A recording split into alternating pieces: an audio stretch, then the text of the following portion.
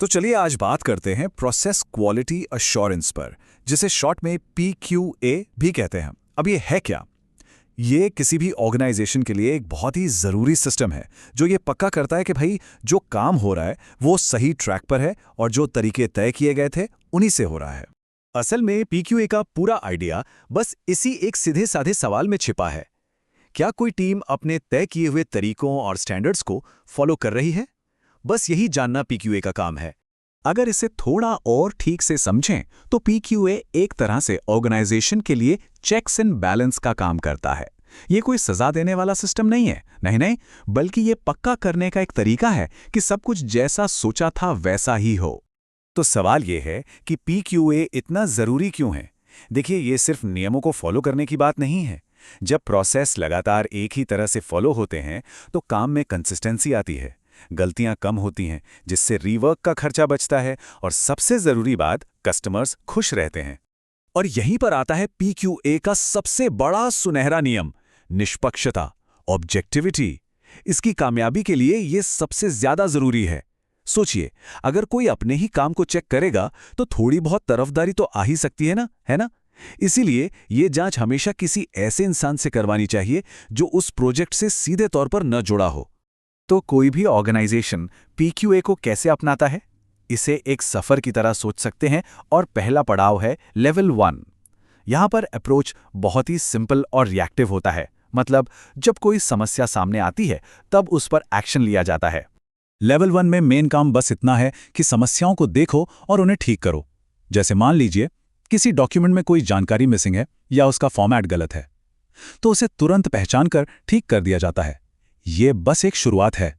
अब हम चलते हैं अगले लेवल पर, जहां PQA सिर्फ प्रॉब्लम ठीक करने से कहीं आगे बढ़कर एक ज्यादा ऑर्गेनाइज्ड और प्लान्ड एक्टिविटी बन जाता है। यहाँ एक बहुत बड़ा, मतलब एक बहुत ही स्मार्ट शिफ्ट आता है। देखिए, हर किसी के पास लिमिटेड रिसोर्सेज होते हैं ना, तो हर एक प्रोसेस को चेक करना तो मुमकिन नहीं है। लेवल 2 में हम थोड़ा स्मार्ट तरीके से काम करते हैं और पिछले डेटा को देखकर अपने ऑडिट की प्लानिंग करते हैं। ये काम कैसे करता है? इस चार्ट को देखिए, हम साफ देख सकते हैं कि प्रोसेस B में पहले सबसे ज्यादा दिक्कतें आई हैं। तो एक स्मार्ट QA टीम अपना ज्यादातर ध्यान और रिसोर्स प्रोसेस A के बजाय प्रोसेस B पर लगाएगी। सिंपल। तो ये जो लेवल 2 है, ये एक साइकिल में चलता है। सबसे पहले ये प्लान किया जाता है कि क्या, कब और कैसे चेक करना है। फिर निष्पक्ष होकर बिना किसी भेदभाव के जांच की जाती है। अगर कोई प्रॉब्लम मिलती है तो उसके बारे में बताया जाता है और पक्का किया जाता है कि वो ठीक हो जाए। और आखिर में सब कुछ रिकॉर्ड कर लिया जाता है ताकि भविष्य में उससे सीखा जा सके। और अब हम पहुंचते हैं PQA मैच्योरिटी के सबसे ऊंचे लेवल पर, लेवल 3। यहां पर PQA का रोल सिर्फ नियम लागू करने का नहीं रह जाता, बल्कि वो पूरे ऑर्गेनाइजेशन में सुधार लाने का काम करता है। ये वो पॉइंट है जहां PQA की भूमिका प्रोसेस पुलिस से हटकर एक पार्टनर की हो जाती है। मतलब अब वो सिर्फ गलतियां पकड़ने वाला डिपार्टमेंट नहीं है, बल्कि एक ऐसा साथी है जो पूरे सिस्टम को बेहतर बनाने में मदद कर रहा है। लेवल 3 पर ऑडिटर्स सिर्फ गलतियां नहीं ढूंढते, वो सुधार के मौके भी तलाशते हैं। अगर उन्हें दिखता है कि कोई टीम किसी काम को बहुत ही शानदार तरीके से कर रही है या कोई ऐसी रुकावट है जो बार बार सबको परेशान कर रही है, तो वो इसे नोट करते हैं और फिर फॉर्मल प्रपोजल्स देते हैं ताकि पूरा ऑर्गेनाइजेशन उससे कुछ सीख सके और बेहतर बन सके। अच्छा, आगे बढ़ने से पहले एक बहुत कॉमन कंफ्यूजन को दूर करते हैं। बहुत से लोग प्रोसेस क्वालिटी एश्योरेंस और प्रोडक्ट टेस्टिंग को एक ही चीज मान लेते हैं, लेकिन ये दोनों बहुत अलग हैं। देखिए, PQA और टेस्टिंग में एक बुनियादी फर्क है।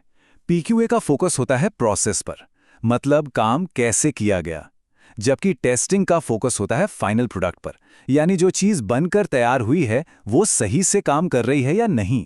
इसे समझने का एक बहुत ही मजेदार तरीका है। मान लीजिए PQA ये देखता है कि क्या शेफ ने रेसिपी को ठीक से फॉलो किया, क्या उसने हाथ धोए, क्या सही मसाले इस्तेमाल किए। दूसरी तरफ टेस्टिंग ये चक्कर देखती है कि क्या खाना स्वादिष्ट है। दोनों ही बहुत जरूरी हैं, पर दोनों का ध्यान अलग अलग चीजों पर है। और हाँ, PQA सिर्फ पुराने पारंपरिक तरीकों के लिए नहीं है। एजाइल जैसे नए माहौल में भी इसे टीम की रोजमर्रा की एक्टिविटीज में शामिल किया जा सकता है। इसी तरह जहां सिक्योरिटी बहुत जरूरी होती है, वहां PQA ये पक्का करता है कि सभी सेफ्टी रूल्स को सख्ती से फॉलो किया जा रहा है। और इसी के साथ हम इस चर्चा के अंत में एक बहुत ज़रूरी सवाल पर आते हैं। किसी भी ऑर्गेनाइजेशन में क्वालिटी एश्योरेंस का असली मकसद क्या होना चाहिए? क्या सिर्फ नियमों की पहरेदारी करना या फिर सुधार को आगे बढ़ाना? ये एक ऐसा सवाल है जिस पर सोचना बहुत ज़रूरी है।